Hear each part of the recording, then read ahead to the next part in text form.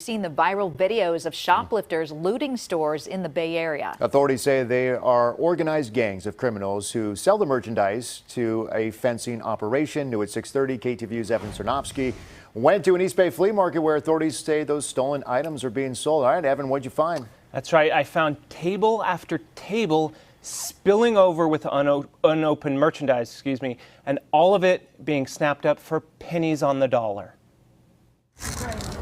Piles of unopened medication. How about the pods? Those are 5? Cosmetics, laundry detergent, and razors. How much for the razor?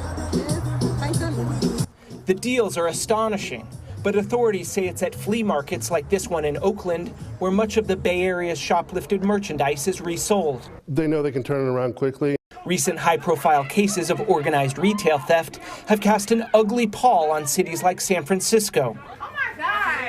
More than a dozen Walgreens stores have shuttered. Target has limited its hours, blaming rampant shoplifting.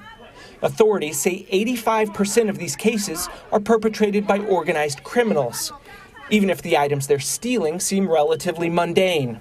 Those stores, like your CVS, your Walgreens, have large displays of cosmetics, toiletries, and items like that they're going after. Lieutenant Scott Ryan heads a team of investigators with the SFPD's burglary division. He said smaller ticket items are easier to swipe and collect on. They know that there's a demand for those items. They know that the fences will commonly buy them for them regularly. According to the California Retailers Association, organized retail criminals mostly go after everyday items. Laundry detergent makes up 21% of all boosted merch. Razors make up 20%. Other popular targets? Deodorant, allergy medicine, and infant formula. After they're swiped, the stolen goods exchange hands several times and are sold on the street or online, a scheme known as a fencing operation. I recently went shopping at one of these flea markets. In stores, this toothpaste sells for $6. These Tide Pods and this body wash sell for $10 each, and this razor sells for $15 in stores.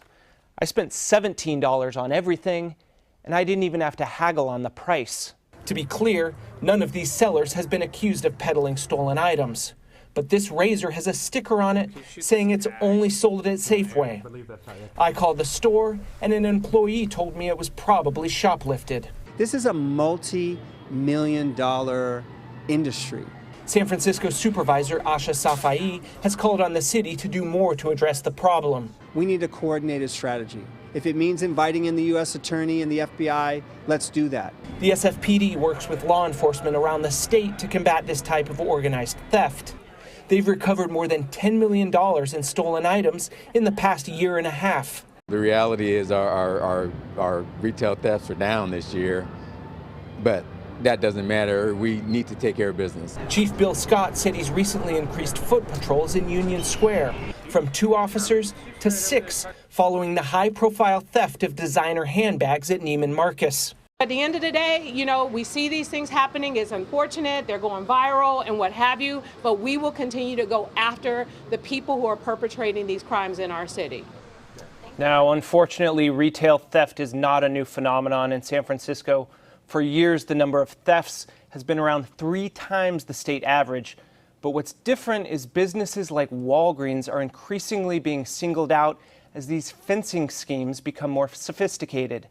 Live in the newsroom, Evan-Sernoffsky, KTVU, Fox 2 News. Yeah, I know, Evan, you said these items reportedly change hands several times, but can the flea market vendors themselves face any repercussions if they're selling items that say, like you said, have stickers on them that say sold in Safeway only? Well, that's, Julie, a great question, one that's difficult for law enforcement to do because tracking the provenance of an item is very difficult, and also by the time it's actually being sold, you're looking at a lot smaller fish.